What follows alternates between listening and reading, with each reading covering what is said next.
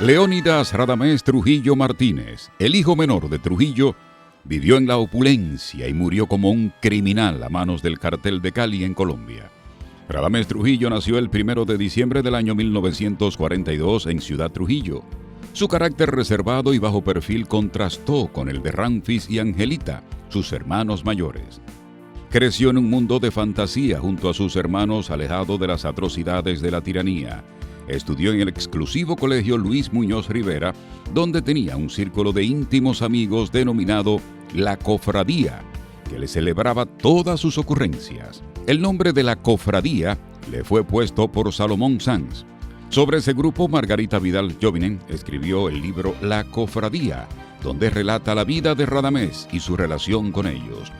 Margarita conoció a Radamés cuando éste tenía 11 años, mientras ambos estudiaban en el colegio Luis Muñoz Rivera.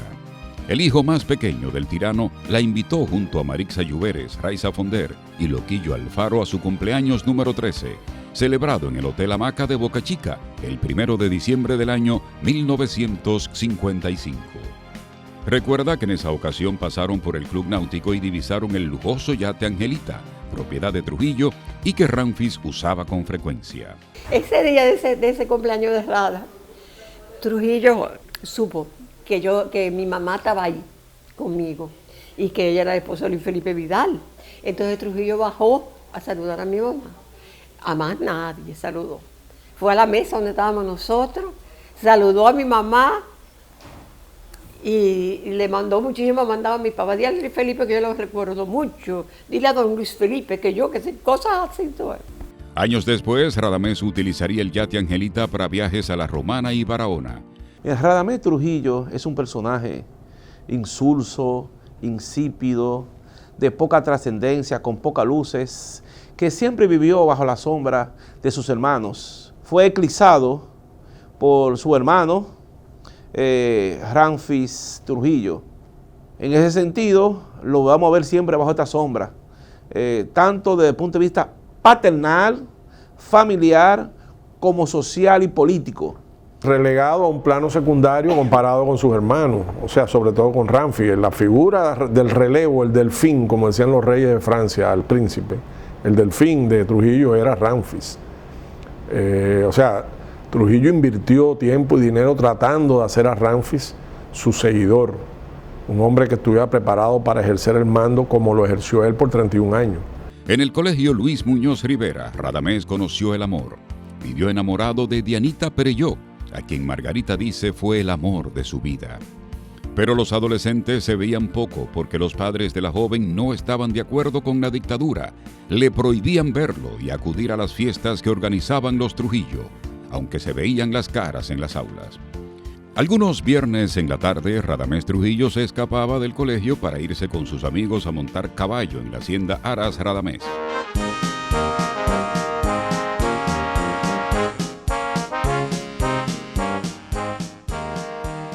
Otra festividad memorable de las que gozó Radamés y la cofradía fue el de Field Day, que efectuaba el 5 de junio de cada año en el colegio Luis Muñoz Rivera en honor al natalicio de Ramfis Trujillo.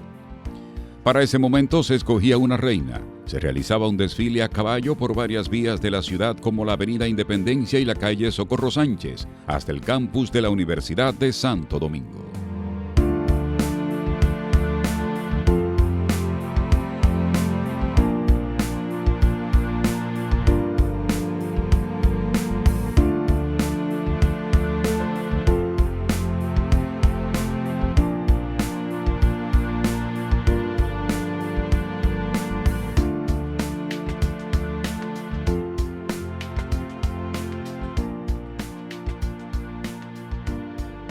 Un día estábamos en donde se taqueaba polo, en el malecón. Fuimos a montar caballo ahí.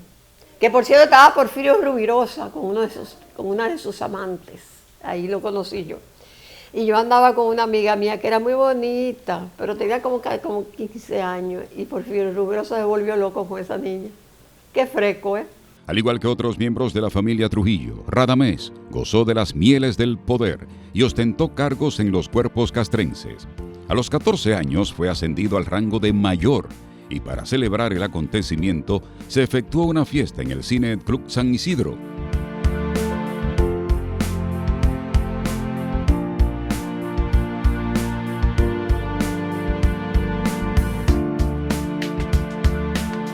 Cuando Radamés entró a la etapa de la adultez, Trujillo lo envió a estudiar a la Academia Militar Kemper en Boonville, Missouri, Estados Unidos. Aunque el tirano se preocupó porque sus hijos tuvieran lo mejor, Radamés no dio la talla y terminó saliendo de la escuela por mala conducta y su poco interés en los estudios. Lo suyo eran las fiestas y la vida desenfrenada. Sufría por la estricta disciplina que implementaba la Academia Militar y no congeniaba con algunos soldados. La situación empeoró cada día más, y el hijo pequeño de Rafael Leónidas Trujillo Molina aprovechó unas vacaciones de Navidad y regresó a Santo Domingo en compañía del único amigo norteamericano que hizo en la escuela militar. La pausa en la preparación académica fue aprovechada por Radamés para quedarse en su país, mientras su amigo quedaba estupefacto por el poder que ostentaba la familia Trujillo en la República Dominicana. El hijo del benefactor de la patria se deleitaba con todos los lujos, tenía varios sirvientes a su disposición y hacía lo que quisiera. Por su inactividad laboral, le llegaron a poner el apodo de El Vagabón.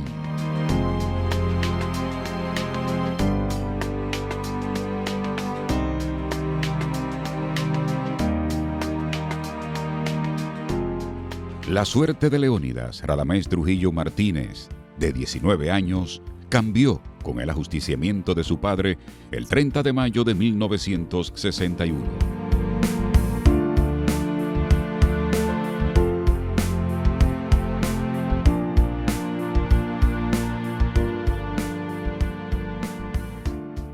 Con Trujillo muerto, las excentricidades y las grandes fiestas terminaron. El estilo de vida principesco desapareció y la familia Trujillo fue conminada a salir de territorio dominicano. Una parte se fue a vivir a España y otra a Francia. El consentido joven Radamés, en esa época con rango de mayor del Ejército Nacional de la República Dominicana, salió al destierro con sus parientes en noviembre del año 1961. Radamés en Europa continuó con su buena vida y sus andanzas de conquistador. Se unió en matrimonio con la actriz francesa Danielle Goubert y se estableció en una mansión en las afueras de París. Con la conocida actriz estuvo casado durante 5 años, entre 1963 a 1968.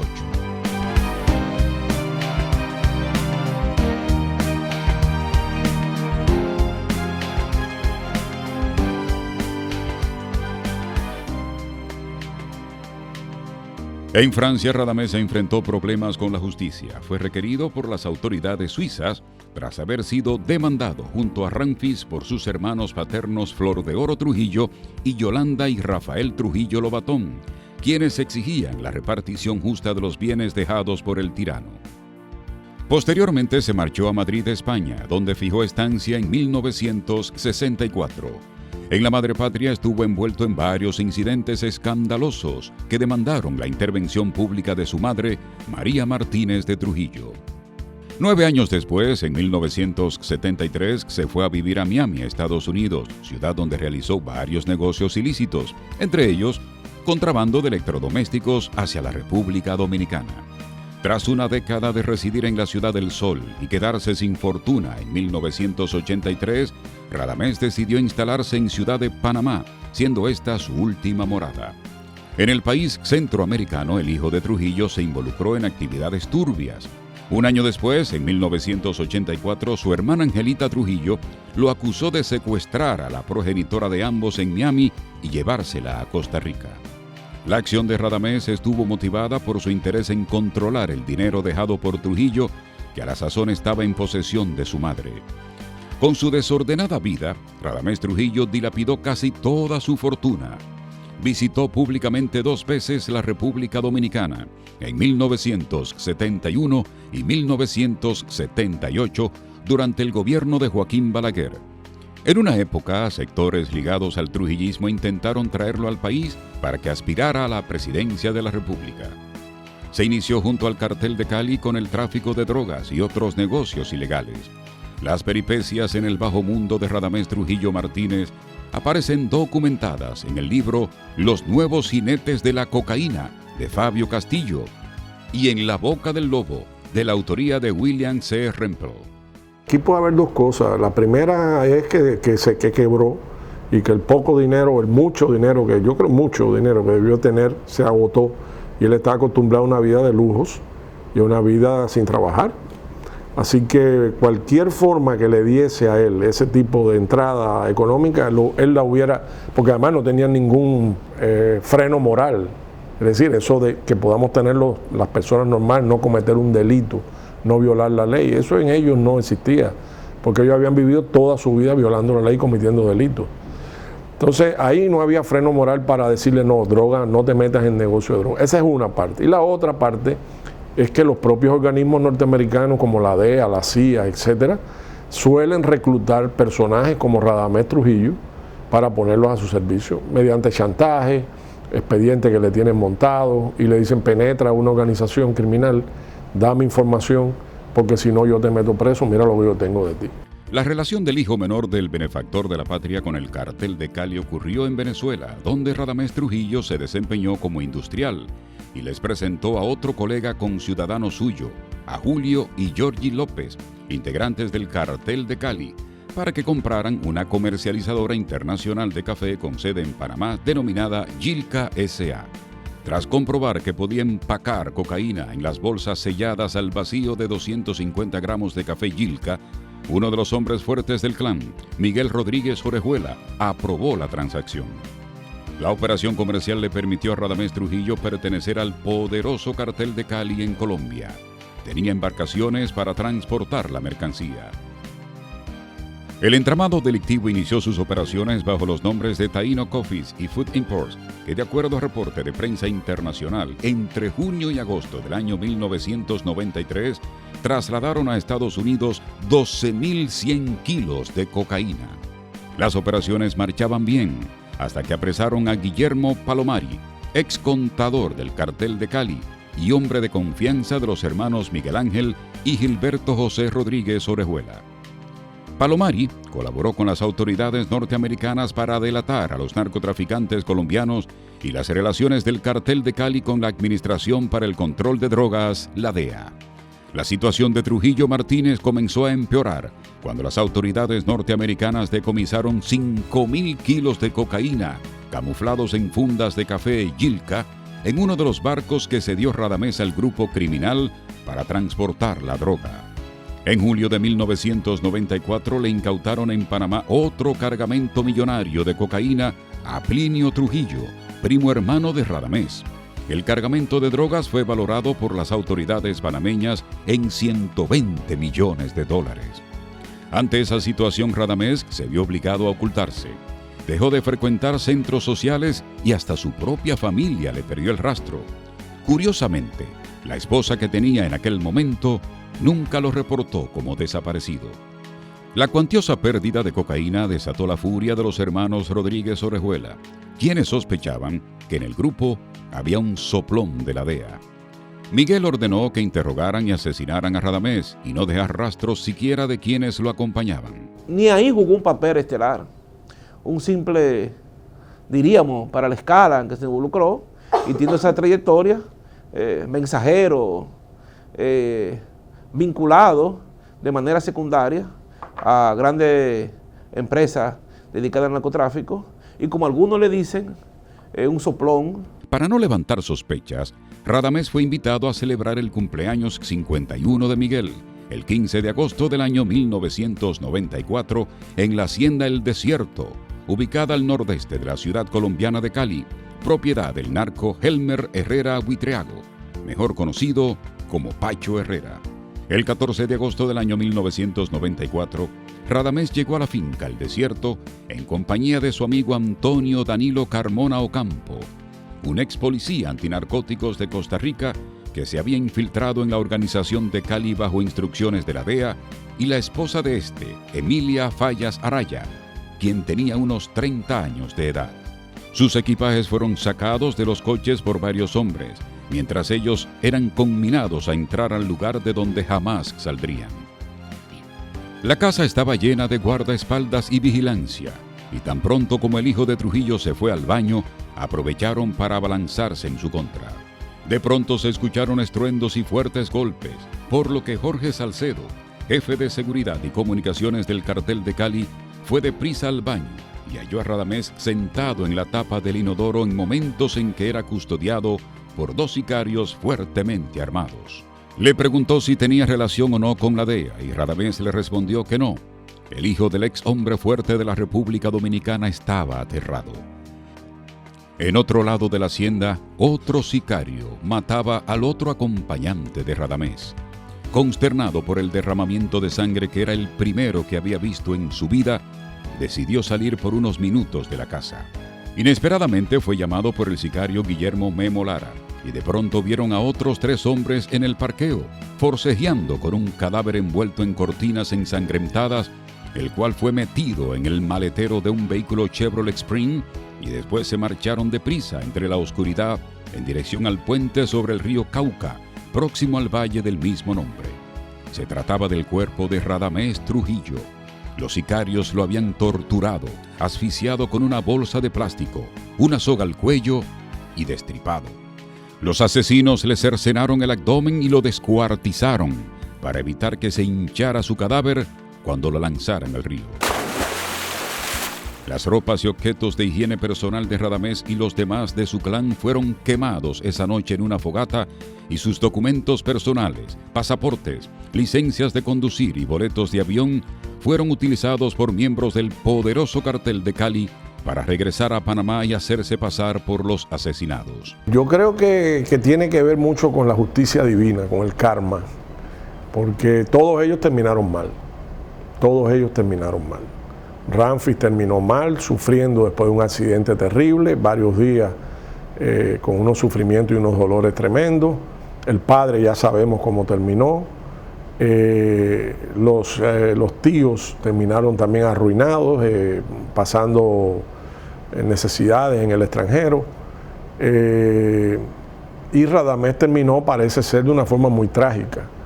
O sea, siendo torturado y después asesinado junto a su pareja y otras personas en un ajuste de cuentas de los cárteles colombianos. Se dice que porque lo habían detectado como informante de la DEA o sospechaban. Entonces, imagínate tú, un fin terrible, oscuro, un fin criminal, sin certeza para su familia de que está muerto o vivo, sin saber dónde está enterrado su cuerpo. Y eso dice mucho de cómo terminan estos personajes, que aunque parezca que llevan ventaja en la carrera, al principio, al final, tienen que pagar. Más se conoce de él por la muerte misteriosa, por la muerte, diríamos, espectacular, propia del bajo mundo, que otros hechos realizados en su vida. Ahí cobra cierta más de faranda, miticidad, se ha querido tejer cierta leyenda en ese sentido, que el resto de su vida. La muerte de Radamés Trujillo a los 52 años de edad fue confirmada en 2005 durante el juicio seguido a los hermanos Rodríguez Orejuela en la ciudad de Miami, tras ser extraditados desde Colombia hacia los Estados Unidos y enjuiciados en marzo de ese año. El trágico final de Radamés Trujillo lo persiguió desde siempre. Su padre, Rafael Leónidas Trujillo Molina, marcó el destino de sus descendientes. Todavía hemos visto un nieto por acá queriendo ser presidente.